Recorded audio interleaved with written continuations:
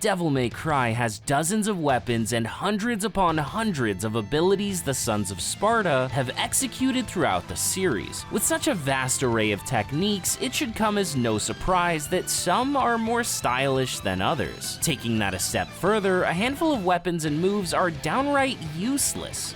Let's talk about them. But before we do, I want to remind you about subscribing. It's the best way to show that you enjoy the content and it helps keep the channel going. Now let's rock.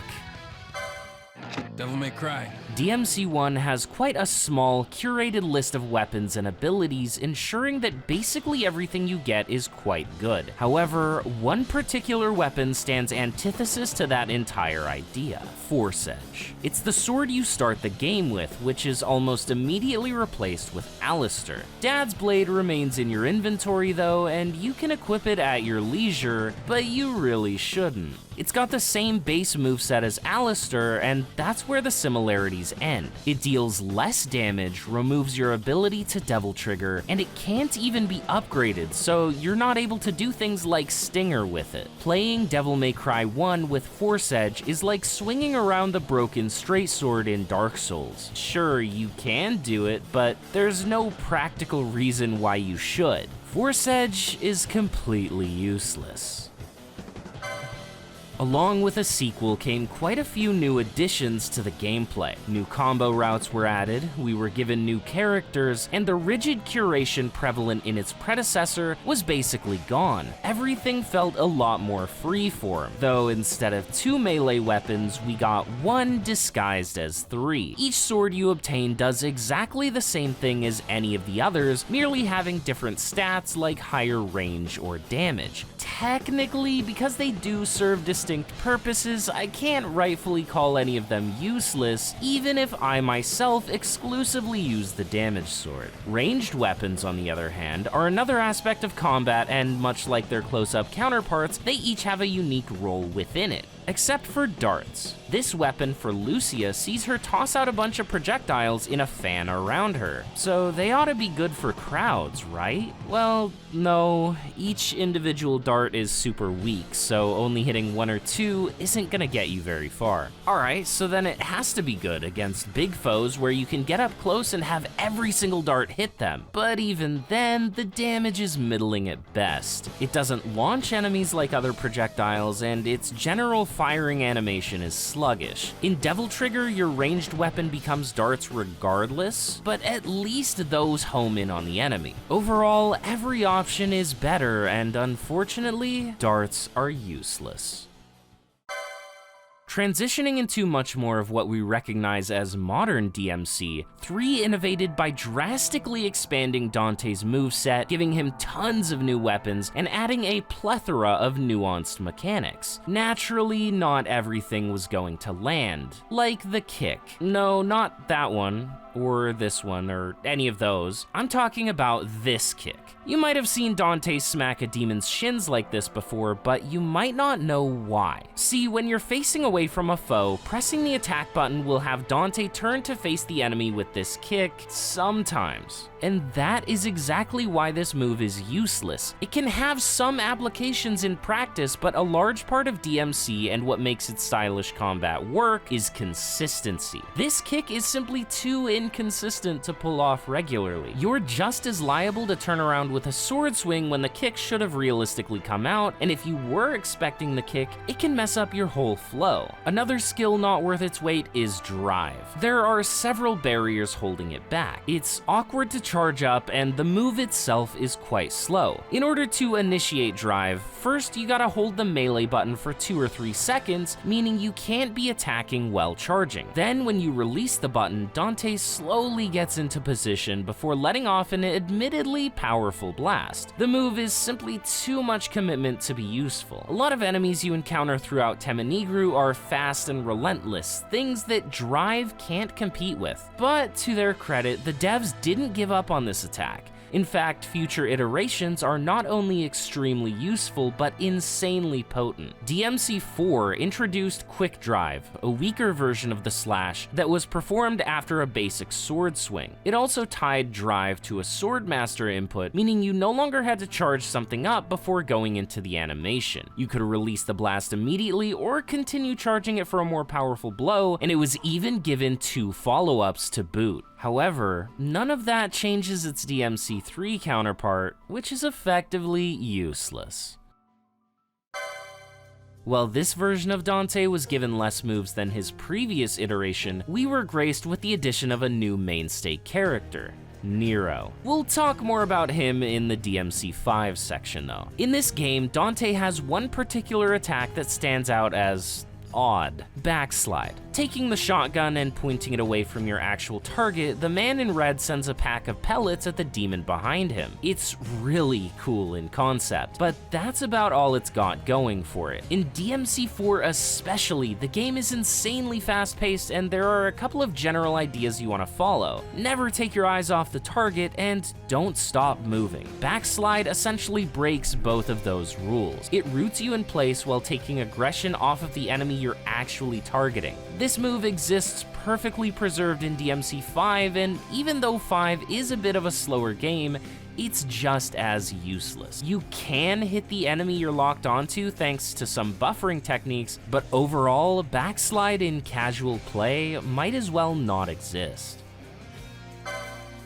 This infamous entry to the series took a combination of Nero and Dante's kits from the previous titles and mashed them together to create something quite one of a kind. Generally, everything has its place, and you would be hard-pressed to find something that isn't worth using, except one particular upgrade for the shotgun. It says that it increases your damage. It's lying. Looking internally, we can see that the damage does not change at all. What does get affected is how enemies stagger in response to getting blasted with some shrapnel. You see, the upgrade makes it so that at medium range, your shots don't even make them flinch. Remove the upgrade and suddenly they're reeling back after every shot. This quote-unquote upgrade is worse than useless. It is a detriment to you.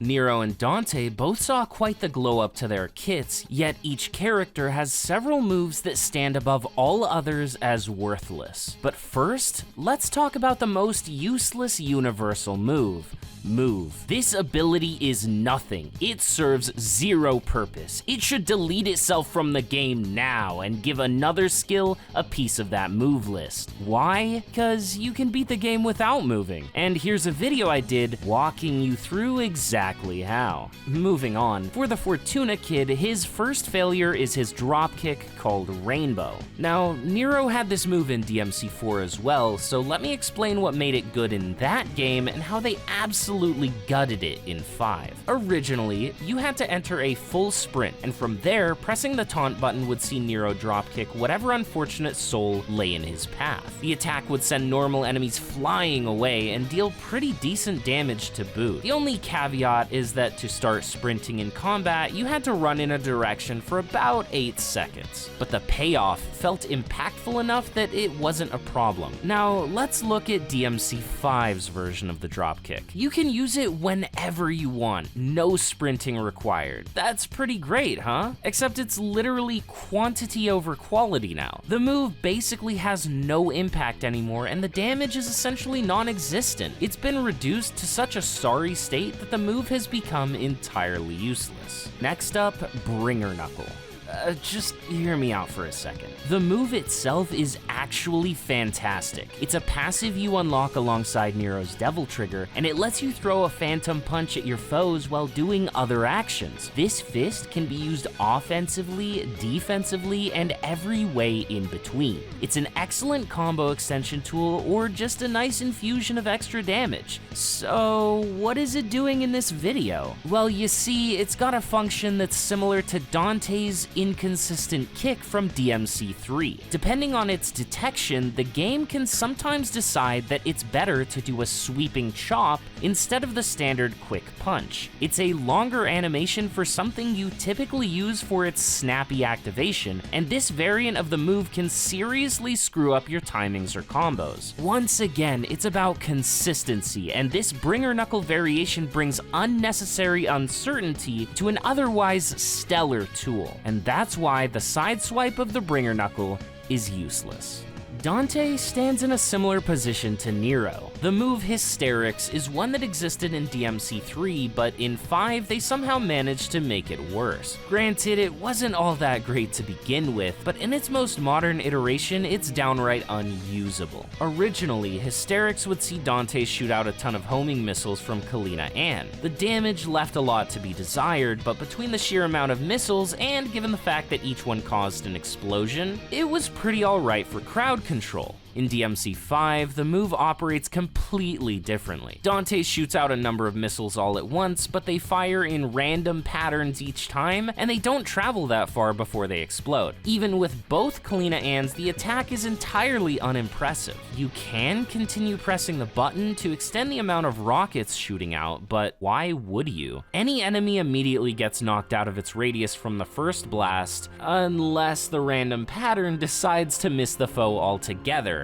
And in that case, you're just getting hit before the next volley comes out. The damage on bosses can be alright, but once again, you're relying on inconsistent random patterns, and you're also probably gonna get hit yourself in the process. It's not a good trade. For all of these reasons, Hysterics in Devil May Cry 5 is more useful for celebrating the 4th of July than dispatching demons. But don't be fooled, Kalina Ann isn't the only one of Dante's guns with an asinine addition. Coyote A, the shotgun, can utilize Charge Shot. You hold the shoot button until your arm glows red, and when you release, you get an enhanced blast. That's it. You get one better shot, then you gotta charge up another. It's not worth the investment of holding the button. If you're wanting to fire the shotgun, you usually want it to happen right when you press the button. Holding it instead just feels kinda awkward. If it gave you 3 enhanced shots, kinda like how it works in DMC3, I think it could be forgiven. But as it stands, why would you ever use Coyote A's charge shot? Finally, Dante has an entire weapon that isn't even worth the slot it occupies. Rebellion.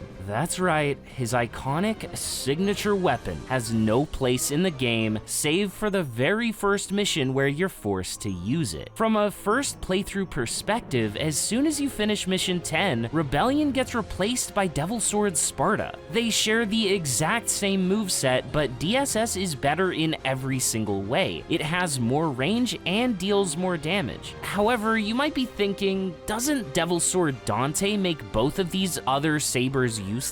Not exactly. They have some different properties that make Sparta worthy of consideration. For DSD, Prop Shredder is locked behind doing the first 2 hits of the basic combo. On the other 2, you can do it instantly with the simple press of the Swordmaster button. Sparta and Rebellion can also do Round Trip, where Dante actually throws the sword away at the enemy. On DSD, it's called Round Trips and utilizes the Phantom Blades, but once they're out, your only option is to wait for them to come back. In contrast, when you throw your actual sword, you always have the option to command it back to you at any point. So yeah, one of these swords is unique enough to be useful, and that would be Devil Sword Sparta. Rebellion is inherently identical, woefully weaker, and regrettably redundant. And that's it. Those are the moves and weapons I would consider useless. If you disagree with any of these or think I missed some, feel free to let me know about it in the comments. That's all I've got for you today.